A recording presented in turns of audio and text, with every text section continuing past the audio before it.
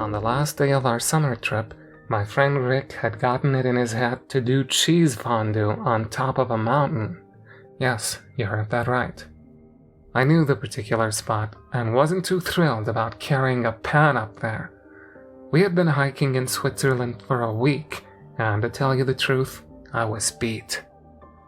"Can't we just do it close to the cable car?" I asked hopefully as we arrived at the foot of the mountain. "Of course not," he exclaimed. "The view is not good enough there. It's going to be much more rewarding when we take the climb." I had known Rick for 10 years. I knew that if he got something in his head, it was going to happen, one way or another. So I gave in. It turned out to be the worst decision of my life. We took the cable car up and started out from the station. The road was demanding, but at least the sun was shining merrily and warm through the trees. "You checked the timetable for the cable car, right?" I asked, panting for the steep ascent. Yeah, Rick replied, a couple of feet ahead. "And we're going to make it back for the last one, right?" The spot where he wanted to do fondue was a 45-minute walk from the cableway. He nodded, and we continued in silence, the rhythmic crunch of our boots accompanying us. We were maybe 20 minutes in when I started hearing footsteps. We hadn't run into many other hikers, somewhat peculiar in Switzerland during summer. Now it appeared we were not alone after all. The footsteps sounded heavy, which was nothing out of the ordinary. You weren't supposed to do these kinds of trails without proper boots. Still, they seemed too loud, as if they drowned out all the other sounds. I peered at Rick, who didn't seem to notice. The footsteps echoed closer by now, and I glanced over my shoulder, half expecting to spot the other hiker. I didn't see anyone. Then again, this was a winding road, the view mostly obscured by trees. This person could be just around the bend. I zoned out, trying to ignore the painful sting in the side of my gut. My gaze wandered over the gravel road as I steadied my breathing. It all happened in a heartbeat. A tall man roughly shoved past me, propelling me awfully close to the ravine side of the mountain. "Hey, what the hell?" I cried out. Rick looked back surprised. "What?" "This guy," I started saying, but except for my friend, the trail was deserted. I opened my mouth again, but felt I didn't know what to say. If someone had passed, Rick should have seen him. The path we followed was too narrow to hide in the cover of trees. "Never mind," I mumbled, but as we continued walking, I thought I heard vague, cackling laughter somewhere close. "You heard that?" I asked Rick. "Heard what?" I said nothing, blaming my fatigue. We reached our destination 15 minutes later, a breathtaking spot. The elevated grassy clearing offered a stunning view of the lake and village below, embraced by a backdrop of snowy peaks. It was beautiful. It was also the last time I would look at mountains again. "Let's do this," my friend said, excited, as I heaved a sigh of relief. "I told you this would be rewarding," my friend said with a smile, gazing out over the postcard landscape. Although I was tired, I felt happy for him. He hadn't had the best year, and that's putting it mildly. His father lost a brutal battle against cancer, and now his mom was diagnosed too. The prognosis wasn't good. On top of that, Rick's boss had told him last week that his services were no longer necessary. This trip had been the first time in months I'd seen him remotely happy. I didn't want to take that feeling away from him, so I returned his smile. "Let's bring out that cheese then. You brought beers, right?" We got a fire going on a disposable gas stove, and I have to admit, the primitive meal was a treat. My friend toasted with me and said, "This was a good week, man. Thanks." "Don't mention it," I said, as his eyes shifted away from me. During dinner, he had gotten more withdrawn. Not surprising. Our hiking trip was coming to a close, and he had to go back to a life treating him horribly. As the sun was sinking, I took out my camera gear. After a while, I noticed my friend didn't follow my example. He had gotten quiet after dinner. "You're not gonna take any photos?" He shook his head, looking out over the mountains. No, not tonight." With a shrug, I pointed my lens in the direction of the trail. I had taken 2 shots already when my visor found the antlered figure just in the shadows of the trees. "What the hell?" I cried out, almost dropping my camera. "What's wrong?" my friend asked, surprised. Staring at the trees, my stomach was as cold as ice. Nothing there. "I thought I saw—" I fell silent, not sure what to say next. "Just a bizarre-looking tree, I guess." But it hadn't looked like a tree, or a deer for that matter. It had been a tall man with antlers, and the incident of an hour ago was suddenly fresh in my mind. I browsed through my camera roll, but there was nothing. At least nothing I could match on the small screen. Darkness was creeping in fast now, and I was instantly ready to head back down. It's getting late," I said, standing up.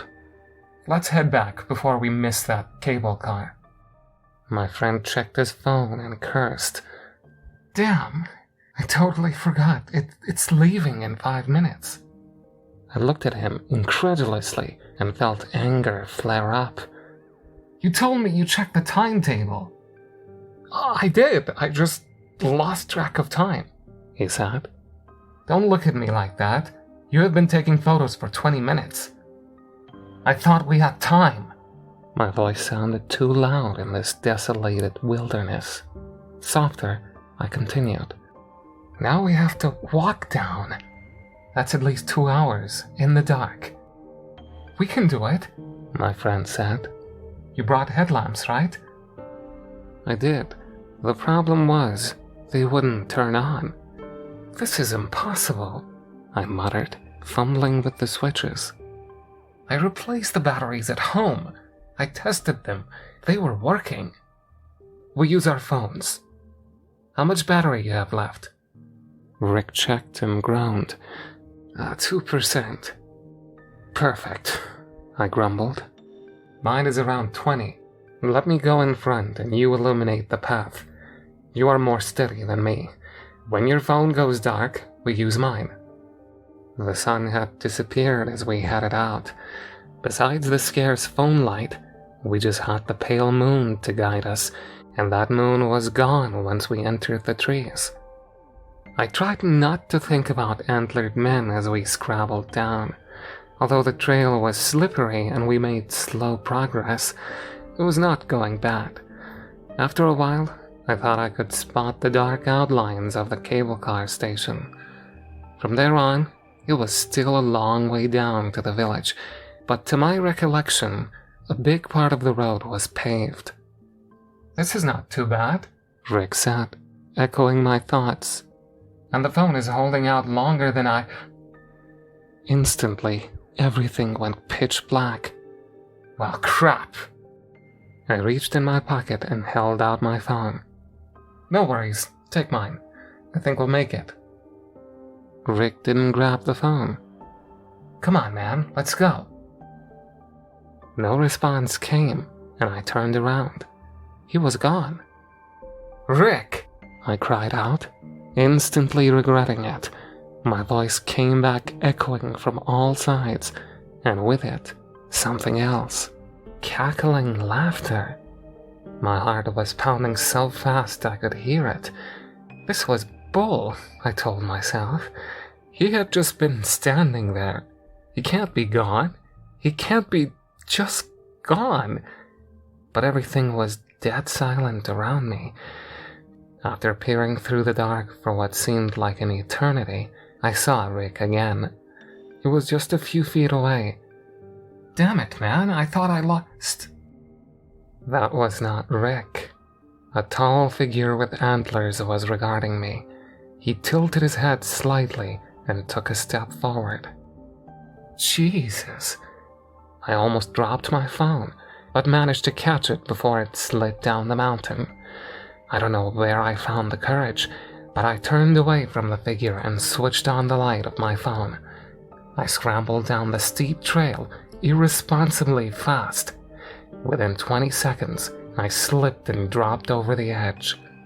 But instead of breaking my back and ending my life, I landed on a soft forest floor. It seemed I was deeper into the woods now. The enormous mossy trees around me didn't look like anything I ever saw in the Alps. Footsteps were coming closer, heavy footsteps. When the cackling laughter cut through the dark, I scrambled up and started running again. My entire body hurt, and I knew I couldn't keep this up for long.